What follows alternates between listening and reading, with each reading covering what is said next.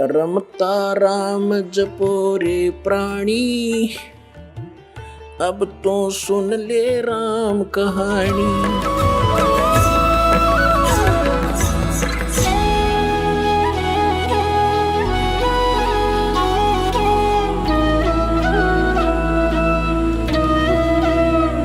अब जो प्रसंग चल रहा है, जो जन मेरी शरण है ताका हूँ मैं दासी, गेल गेल लाग्या फिरूं जब तक धरती आकाशी।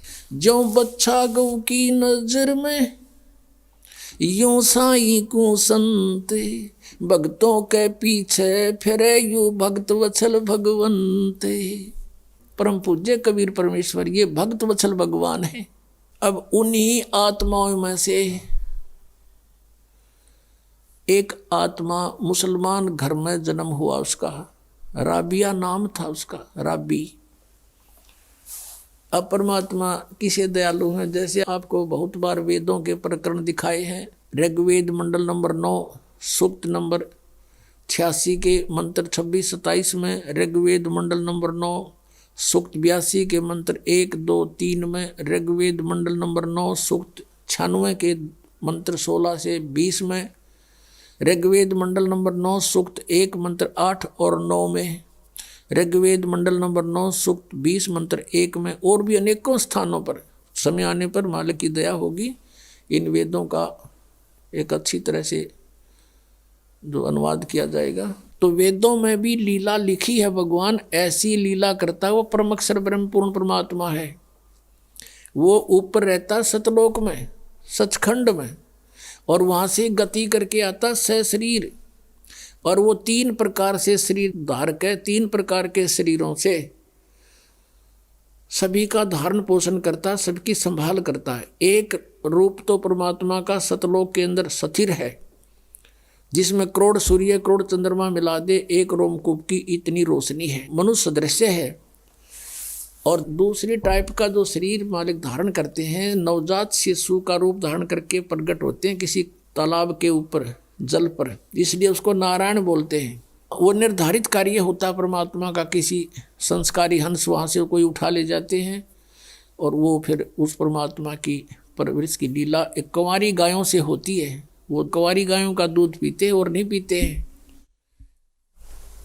और वो परमात्मा वहाँ से चलकर आते हैं। वो कबीर देव है, कबीर साहब है वो, और अच्छी आत्मा को मिलते हैं, उनको ज्ञान देते हैं। तो इसी आधार से परमात्मा स्वयं भी कहते हैं, गोता मारूं स्वर्ग में जा बैठूं पाताले, कह कबीर ढूंढता फिरूं अपने हीरे मोती लाले। ये खुद भगवान भी कहते हैं। और जिनको परमात्मा मिले वो भी यही बताते हैं, जैसे आदरणीय नानक साहिब जी को मिले बेई नदी पर सचखंड से सतलोक से सतपुरुष आए कबीर देव जी, और उनको बेई नदी से अंतर ध्यान करके सचखंड में लेकर गए, फिर वापस छोड़ा सतलोक से। उन्होंने आते ही नौकरी त्याग दी, एक नवाब के यहाँ नौकरी करते थे, और फिर परमात्मा की खोज में बनारस पहुँचे। और जहाँ देखा था ऊपर भी सतलोक में परमात्मा एक जिंदा महात्मा के रूप में आकर नानक साहिब जी को ऊपर लेकर गए थे। अब उसी रूप में परमात्मा सतलोक के अंदर विराजमान, उसी शकल में, और उसी रूप में जुल्हे का काम कर रहे बनारस में, काशी में। वहाँ जब जाकर देखा और सचमुच ये तो वो परमात्मा है जो मुझे सचखंड लेकर गया था, सतलोक में देखा था। तब कहा था, फाई सूरत मुलुकी वेश ए ठगवाड़ा ठगी देश खरा सियाणा बहुता बार ये दानक रूप रहा करता रे। अब फिर नानक जी की कोई ना सुने, वहाँ जुला इकट्ठे हो गए न, कहीं पंजाब तक आके बौड़ी बौड़ी बात करे इस नीरू के पुत्र ने भगवान बतावे। अब कहने का भाव ये है कि जो लीला वेदों में लिखी है कि वो परमात्मा सतलोक से चलकर आता है और यहाँ पृथ्वी पर प्रकट होता है, अच्छी आत्माओं को जा जाकर मिलता है। आदरणीय मुलुकदास जी को मिले, आदरणीय दादू साहिब जी को मिले, आदरणीय गरीबदास साहिब जी को मिले, आदरणीय घीसा दास साहिब जी को मिले, गांव खेकड़ा जिला मेरठ उत्तर प्रदेश में। आदरणीय गरीबदास साहिब जी को मिले, गांव छुडानी जिला झज्जर हरियाणा में। और गरीबदास जी ने कहा था कि सर्व कला सतगुरु साहिब की अरियाए हरियाणे नू तुम कहते हो भगवान हमने पाया है, कोई नहीं, निराकार है। मैं कह रहा हूँ हरियाई हरियाणे नू। गरीबदास जी कहते हैं मैं कह रहा हूँ हरियाई हरियाणे नू। परमात्मा यहाँ आए थे हमारे पास जब तक हरियाणा बना भी नहीं था, ज्वाइंट पंजाब था, और शब्द बोले गए हरियाई हरियाणे नू। परमात्मा के वचन से ये अलग क्षेत्र हरियाणा बन गया। नहीं तो आज हम इस वाणी को कैसे स्पष्ट करते कि हरियाई हरियाणे नू। तो ये हरियाणा क्षेत्र बना दिया मां, लेकिन बनवाना ही था ये। कहते हैं साध वचन पलटे नीचे पलट जा ब्रह्मांड। अब जो प्रसंग चल रहा है वहीं आते, इसी आधार से परमात्मा उस लड़की को मिले राबिया को जा करके। 12-13 वर्ष की लड़की थी, खेतों से चारा लेकर आ रही थी। परमात्मा वहाँ एक कुएं पर बैठ गए, लड़की भी बैठ गई, क्योंकि पिछली आत्मा जो होती है, कहते हैं साधु दर्शन राम का और मुख पर बसे सुहाग, दर्श उन्हीं को होते हैं जिनके पूर्ण भाग। कबीरा साधु दर्शन का साहिब आवे याद, वो है समय लेखे में बाकी का समय बर्बाद। अब आत्मा साधु संत को देखकर बड़ी खुश होती है कि भगवान इन संतों के रूप में ही आता है। वो लड़की बैठ गई, परमात्मा के तरफ देख कर एकदम आसक्त ऐसी होगी, खिंचाव सा बना कि तो महात्मा है कोई। तो उससे प्रश्न किया कि आप कौन हो, कहाँ से आए हो? तो परमात्मा ने कहा बेटी मैं अल्लाह अकबर हूँ। अब लड़की ने सोचा अल्लाह अकबर है, आप सचमुच? हाँ मैं बेटी मैं खुद खुदा हूँ। तो कहने लगे आप यहाँ किस लिए आए हो? कि मैं आपके लिए आया हूँ बेटी, आप साधना गलत कर रहे हो, आप सच साधना कीजिए। आप जो मुसलमान धर्म के अंदर साधनाएं करते हो ये साधनाएं पाप की हैं, मांस खाते हो, हैं तुम ईद बकरीद मनाते हो, ये साधनाएं अच्छी नहीं है तुम्हारी। वो कहने लगे जी हम नमाज करते हैं। नमाज तो अच्छी बात है, वो तो प्रार्थना है प्रभु की, लेकिन करती किसकी हो? अब किसी की एप्लीकेशन लिख कर चल पड़े, नाम अगले का लिखा नहीं कि किसको देनी है, किसी डीसी को देनी है या कमिश्नर को देनी है, नाम की तरह लिखा नहीं, साहब लिख दिया ऊपर, अल्लाह कहो साहब कहो। तो कौन सुनेगा तेरी एप्लीकेशन ने? या नमाज तुम करते भी हो तो तुम किसके नाम भेज रहे हो? ये क्यों? तो बेचून अल्लाह है, बेचून है, फिर तुम्हें क्या मदद करेगा? वो बेचून है तो निराकार है। तो लड़की वो तो मालिक कि सामने इस अज्ञान का कहाँ ठिकाना है। लड़की बहुत प्रभावित हुई, कहा बेटा तुम असक जन्म हो गए भटकत्या ने हैं, अब पिछले जन्म में मनुष्य थे तो अब मनुष्य हो गए, अगले जन्म में भक्ति ठीक ना हुई तो पशु बन जाओगे या मनुष्य भी बन गए, तो ये प्रोसीजर फिर शुरू तुम्हारा, ये कोई एंड है इसका? तो बेटी बहुत प्रभावित हुई और उसने कहा भगवान फिर क्या करूं? कि बेटी उपदेश ले मेरे से और भक्ति कर डट के, अपना भजन किया करे। कहने लगे जी ये साधना जो मुसलमान धर्म की है ये ना करना बिल्कुल भी। जैसे मैं कहूँ ऐसे नमाज ये कर जो मैं आपको बता रहा हूँ, भक्ति करते रहना और ये मांस मिट्टी नहीं खाना। जो बोले जी वो कंपलसरी कर देते हैं, नमाज भी करनी होती है कि नमाज भी कर लेना, लेकिन टेक का मत्था अपना यो मंत्र करती रहिए, बस हो गई नमाज।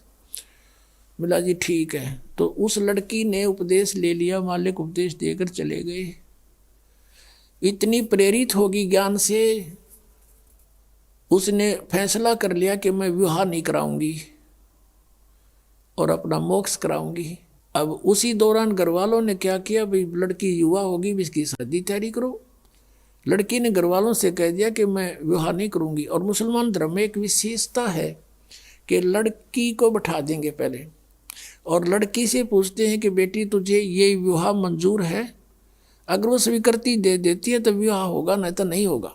अब वो लड़की ने मना कर दिया, घर वाले भी असमंजस में पड़ गए, भाई इन्हें कहा हो ही नहीं सकता किसी सूरत में भी। माता पिता चिंतित हुए, बहुत समझाया बेटी हमारी इज्जत का सवाल है, न्यू है, ऐसे है, 100 कुछ का। वो बोली मैं नहीं शादी करानी। अब घना चिंतित हो गया, माता पिता का अन्न छूट गया लोक लाज के कारण। तो लड़की को अपने आप को प्रेरणा हुई, सोचा उसने कि चलो देखी जाएगी, माँ बाप कहते हैं विवाह कर लेती हूँ, लेकिन आगे जाके अपने पति से मैं साफ कह दूंगी मैं संतानोत्पत्ति नहीं करूँगी। ये डिटर्मिनेशन करके उसने स्वीकृति दे दी। विवाह हो गया। एक बहुत अच्छे नेक व्यक्ति थे, अच्छा अधिकारी था, अफसर था, उससे उस बेटी का ब्याह हो गया मुसलमान के। तो वहाँ जाते ही उसने अपने पति से कह दिया जी बात सुनो मेरी, मैंने एक प्रतिज्ञा कर रखी है अपने गुरुजी की कसम खा के, मैं संतान में उत्पत्ति नहीं करूंगी, मैं गृहस्थ कर्म नहीं करूंगी। और यदि आप मेरे साथ जबरदस्ती करोगे तो मैं आत्महत्या कर लूंगी, ये मेरा फाइनल फैसला है। तब वो सोच गया भी ये बात क्या बनी। कहने लगा बात बता, फिर आपने निकाह स्वीकार क्यों किया था, मना कर देते, कोई आप पर प्रेशर थोड़ा ही था।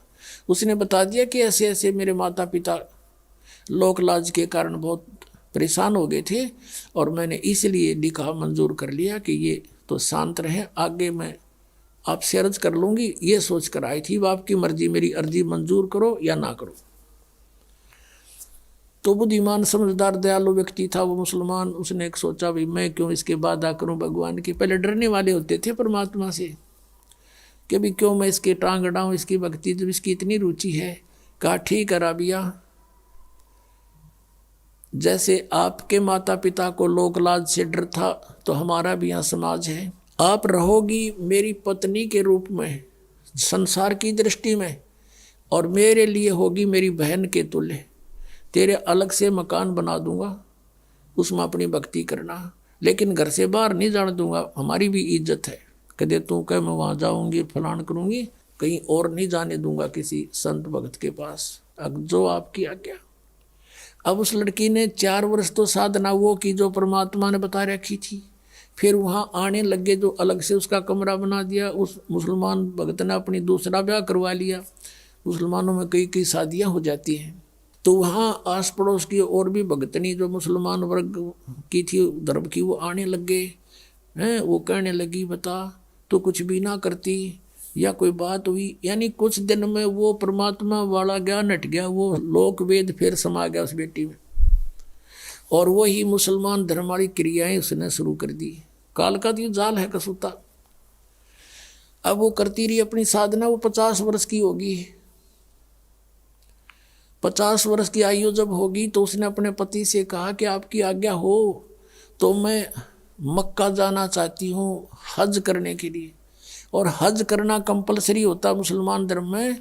वो ये मानते हैं जिसने हज कर ली वो स्वर्ग का वासी हो जाता है, उसको लाभ होता है। तो सभी बूढ़े बुजुर्गों को हज अवश्य करवाते हैं। उसके पति ने सोचा कि भी मैंने देख लिया इसको 30-35 वर्ष हो गए, मैंने कोई भी ऐसा इसका आचरण नहीं देखा, इसलिए उसने उसको अलाउड कर दिया कि आप जा सकते हो और कहो तो मैं आपके लिए कोई ऊंट की व्यवस्था कर दूं सवारी की। राबिया ने कहा नहीं मैं पैदल जाऊंगी। जैसा हमारी सोच है कि पैदल जाने तक घना लाभ होगा। अब वो चल पड़ी, क्योंकि काफ़ी व्यक्ति जाते थे, पैदल जाते थे, लारा लग जाता था, लाइन लग जाती थी, तो वो लड़की भी चल पड़ी। अब वो जा रही थी, चलते चलते रास्ते में रेगिस्तान में एक कुआं था। कुएं के पास एक कुतिया प्यासी थी, बहुत प्यासी थी। उसके छोटे छोटे नवजात बच्चे थे, दूर एक साइड में रखे हुए थे, बैठे थे, आंखें भी नहीं खुली थी उनकी, और वो बहुत प्यासी थी। और कभी तो राबिया के चरणों की तरफ आ रही है, फिर भागकर कुएं में झांक रही है। अब राबिया उसकी भाषा समझ गई कि इसको प्यास लगी है। कुएं पर देखा तो वहाँ कोई बाल्टी नहीं, कोई रस्सा नहीं, आसपास कोई गांव नहीं, कोई और व्यक्ति आसपास नजर नहीं आ रहा जहाँ से कोई साधन मांग लाऊं। अब उस लड़की ने आव देखा ना ताव देखा, अपने बाल पाड़े, लंबे लंबे बाल थे, वो बाल पाड़े न एक एक बाल फटाफट सारे बाल पाड़ के और एक रस्सी बनाई। ये है मुसलमान, ये मांस खावर उदमस्ता रहे, ये मुसलमान नहीं है। वह लड़की थी मुसलमान। कहते दया बिना दरवेश कसाई, जिसके दया नहीं वो भगत किसा। लंबी लंबी इतनी लंबी रस्सी बांटी अपने बाड़ाते हैं, बहुत नीचे जल होते थे, और अपने वस्त्र निकाल कर, पहले मोटे मोटे खद्दर के कपड़े होते थे, वो कपड़े निकाल कर उसका बांध के और पानी में भिगोए। एक मटका पड़ा था टूटा हुआ घड़ा, आधा हिस्सा उसको निचोड़ा और उसमें डाल देर कुतिया टूट कर पड़ गई, साथ की साथ पी जावे। तो कुतिया को पानी से छकाया और अपना जो लो लोहान होगी थी वो कपड़े ऐसे अपने कपड़ों से पोंछ के उनको धो धा के सूखा झाड़ झूड़ के ऐसे और पहन लिए, और पहन के चलने की तैयारी की थी मक्का में। कहते वो मक्का वाली बिल्डिंग एज इट इज उठ के और वहाँ आ खड़ी हुई। उस कुएं के साथ में जैसे प्लेटफार्म पर रेलगाड़ी लग जाती है, उसने देखा मक्का, मक्का पहुंच गई, मैं सपना सा हो गया, एकदम दौड़ के उसमें चढ़ी।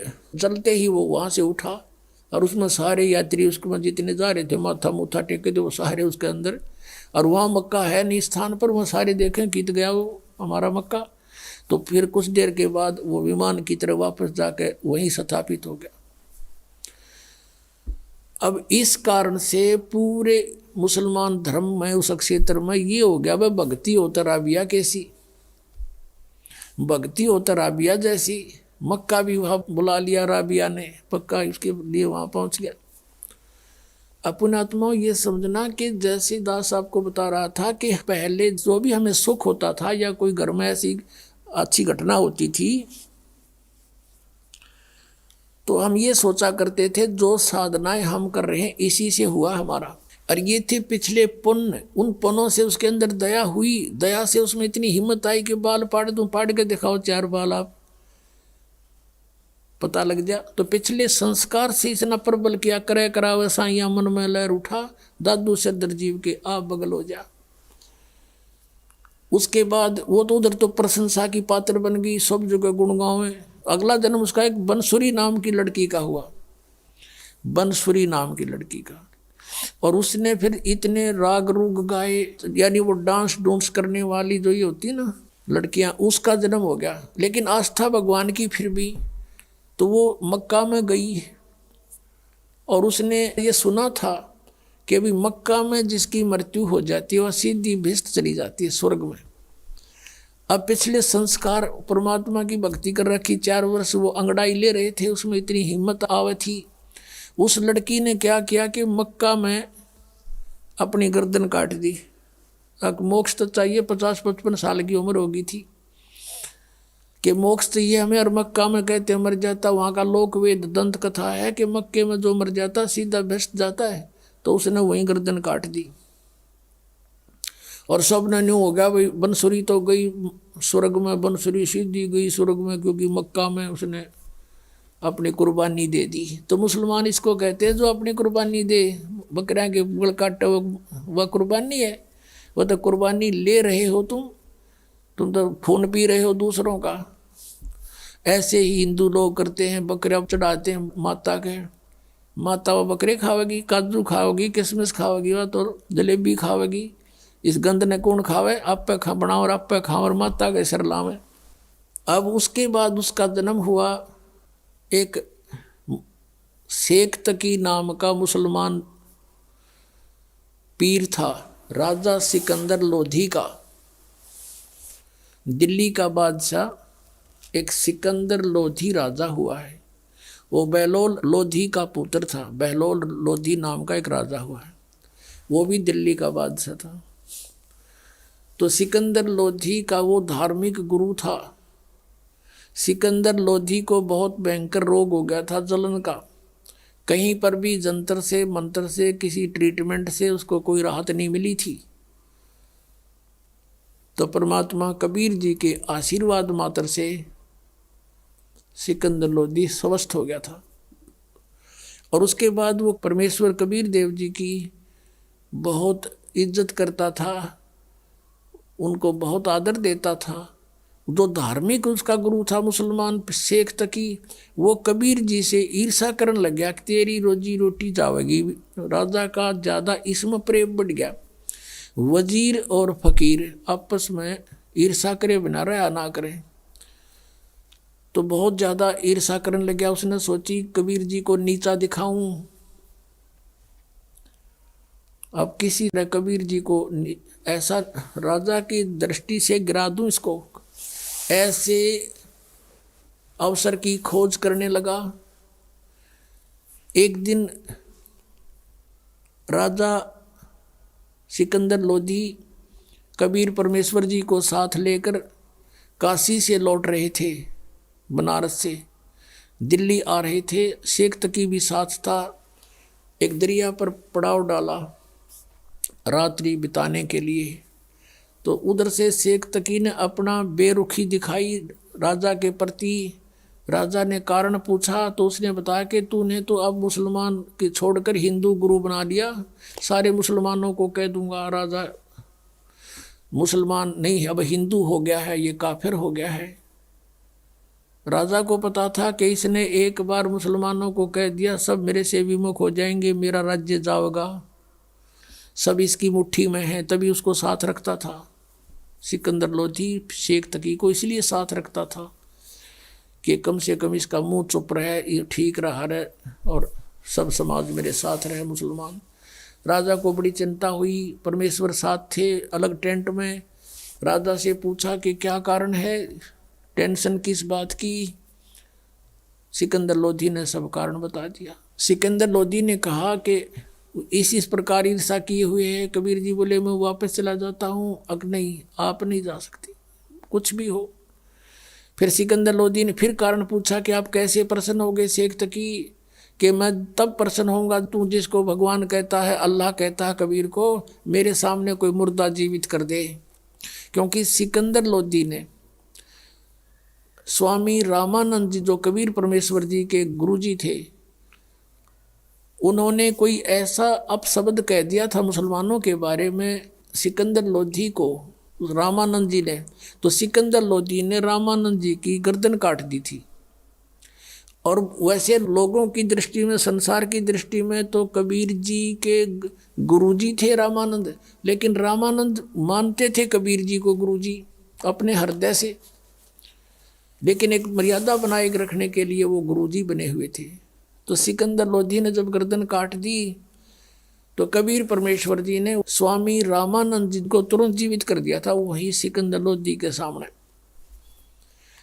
एक तो वो देखा अपनी आंखों के सामने भगवान की लीला, और फिर अपना जलन का रोग उसका ठीक हो गया। इस कारण से वो इतना प्रभावित हो गया था। और शेख तकी को भी उसने आकर ये बताया था, हे पीर जी, ये तो अल्लाह का रूप आए हुए हैं, मेरा दर्द ठीक हो गया, सारा रोग नाश हो गया। और ऐसे ऐसे इस रामानंद जी स्वामी ने हमारे मुसलमान धर्म के बारे में कुछ गलत बोला था और मैंने इसकी गर्दन काट दी, मेरे सामने जीवित कर दी। ये तो अल्लाह का स्वरूप है, ये तो खुद मालिक आए हैं। इस चीज तो चढ़ गया, इतना ईर्षा करने लग गया। तो उस दिन कहता है कि मैं जब जानू मेरे सामने कोई मुर्दा जिंदा करे ये कबीर, नहीं तो मैं सब मुसलमानों को कह दूंगा कि राजा काफिर हो गया। सिकंदर लोधी ने कारण बताया कि शेख तकी ये कहता है गुरुदेव कि मेरे सामने कबीर जी कोई मुर्दा जिंदा करे, और नहीं तो सचमुच ये आग लगा देगा। मुझे ये चिंता का विषय बन गया। तब कबीर जी ने कहा कि कह दो इसको कोई मुर्दा ले आओगा, ला देखते हैं, बड़ी बात है। अब शेख तकी से कहा सिकंदर ने, और वो कह रहे हैं कि लाओ कोई मुर्दा उठा के। कहने लगे मैं कहाँ से लाऊं, ऐसे कोई मुर्दा होगा जब देखेंगे। इतने में मालिक ने कहते हैं ओए है कि परमात्मा से अपने भगत का दुख इतना भी नहीं देखा जाता, एक सेकंड भी। कुछ ही मिनटों के बाद क्या देखते हैं कि एक लड़का मरा हुआ, मृत्यु के पश्चात जल प्रवाह कर दिया गया था। अंतिम संस्कार कुछ कबीले ऐसे हैं वो सवाह नहीं करते, ना जमीन में गाड़ते, वो जल प्रवाह कर देते हैं। वो लड़का अपना समय पूरा करके जल प्रवाह कर दिया था, मृत्यु हो गई थी, वो बहता हुआ आ रहा था। किसी ने बता दिया कि वो आ गया मुर्दा, वो आ गया मुर्दा। उसी समय सब इकट्ठे हो गए। तो परमात्मा ने कहा कबीर जी ने कि शेख तकी अब तू ट्राई कर ले, कदे बाद में नंबर बनावे। कहता मैं भी कबीर क्या ज़्यादा जानता है। तो शेख तकी लगा फूँ फाँ ठूँ ठा करने। उसने सोचा मैं कर दूँ तो मेरा नंबर बन गया। वो दूर चला गया मुर्दा, जल में बहता हुआ दरिया में काफ़ी दूर चला गया, कम से कम 500-600 फुट आगे को, 3-4 एकड़। तब सिकंदर को कहता शेख तकी कि ये न्यू चाव था कबीर कि किसी प्रकार ये मुर्दा आगे को चला जाए, इसलिए मुझे लगा दिया इसमें। ये कोई मुर्दा जीवित हो सकता है कभी? वो तो कयामत आवेगी जब होंगे। कबीर जी खड़े हुए और मुर्दा जैसे आगे बह कर चला गया था, वो शव बहुत दूर चला गया था, वहां से ऐसे हाथ किया, वो मुर्दा, वो शव वापस चल पड़ा अब स्ट्रीम में। जैसे जिधर से पानी बहकर जा रहा था वापस आ गया वो परमात्मा के पास। और परमात्मा ने कहा ये आत्मा कबीर हुक्म से इस मुर्दे में प्रवेश कर, जहाँ भी है वापस आ जा और बाहर आ जा तू 1 सेकंड में। उसी समय लड़का जीवित हुआ और कबीर जी के चरणों में आकर प्रणाम किया। बोलो सतगुरुदेव की जय। अब शेख तकी कहते दूने जो कहते हैं ना, तेल पर छींटे लगे उसके और ज्यादा ईर्षा बढ़ गई कि जिसने जुल्म कर दिया ये तो और ज्यादा हृदय में समा गया। अब उस लड़के के बारे में कहा उपस्थित लोगों ने कि कमाल कर दिया, कमाल कर दिया, लड़के का नाम कमाल रख दिया। अब वहाँ से दिल्ली आ गए।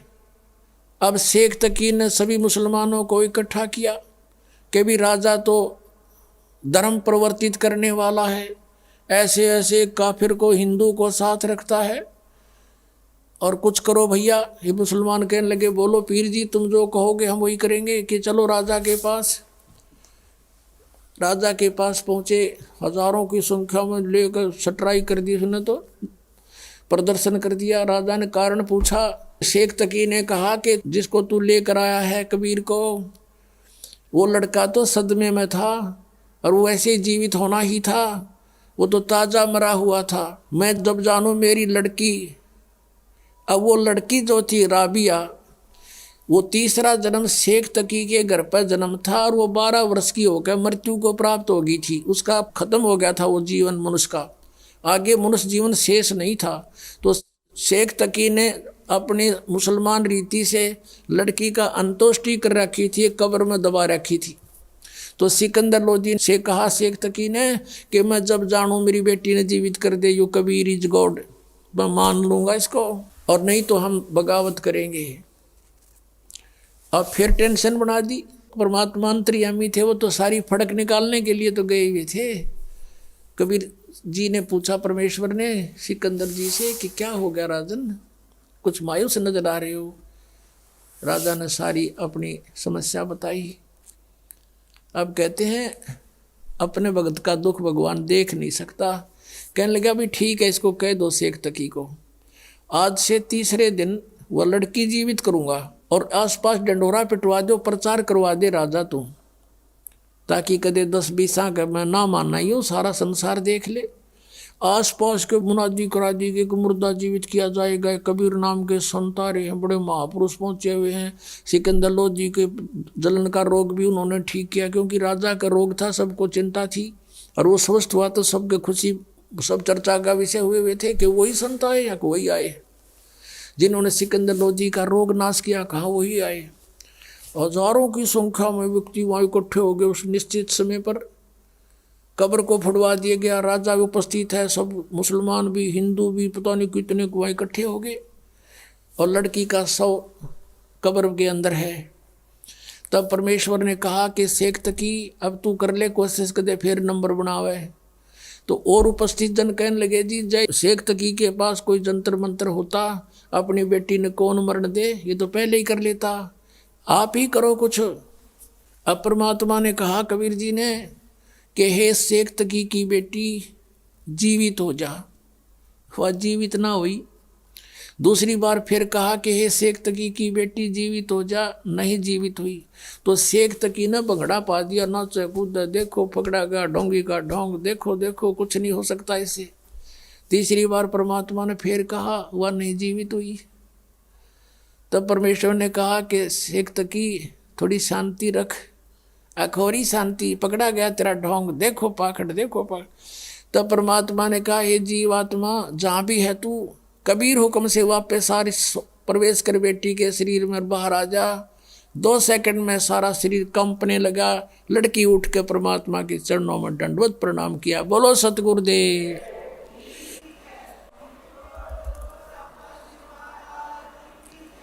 तब सभी ने कहा कि महाराज ने कमाल कर दिया, कमाल कर दिया। लड़की का नाम कमाली रखा और अपनी बेटी के रूप में रखा। ऐसे ही कमाल लड़का जो जिंदा किया था 12 वर्ष का, सभी ने कहा कमाल कर दिया, कमाल कर दिया। तो परमेश्वर ने उसका नाम कमाल रखा, अपने पुत्र के रूप में अपने पास रखा, भक्ति दी।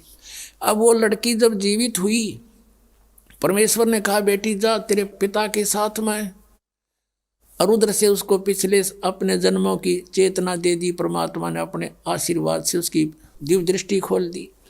अब उस लड़की को अपनी पिछली बैकग्राउंड याद आई। खड़ा होकर 2 घंटे तक 1.5 घंटे तक प्रवचन किए उस लड़की ने कि हे जनता वालों, ये भगवान खड़े हैं, ये अल्लाह अकबर हैं।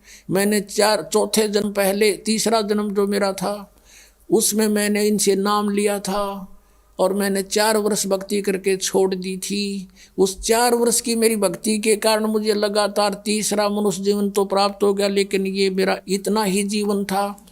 12 वर्ष तक आगे मेरा शेष जीवन मनुष्य का नहीं था, मैं पशु योनि में जाती और मैंने महान गलती की थी। अब मैंने भगवान अल्लाह को पहचान लिया है, मेरा असली पिता मुझे मिल गया, मैं नकली के साथ नहीं जाऊंगी। अब शेख तकी ने करा था नोक भगवान को नीचा दिखाऊंगा। वहाँ कोई हजारों व्यक्तियों ने परमात्मा से उपदेश लिया, उनके शिष्य बने। बोलो सतगुरुदेव। कहते सतगुरु संगत छोड़ के, सतगुरु संगत छोड़ के चाहे लाख वर्ष जप कीन, इंद्री कर्म ना मोक्ष हुआ फिर काल के अधीन। उस आत्मा का फिर उद्धार हुआ जो भगवान के पुनर्चरणा मांगी। बोलो सतगुरुदेव सत साहिब।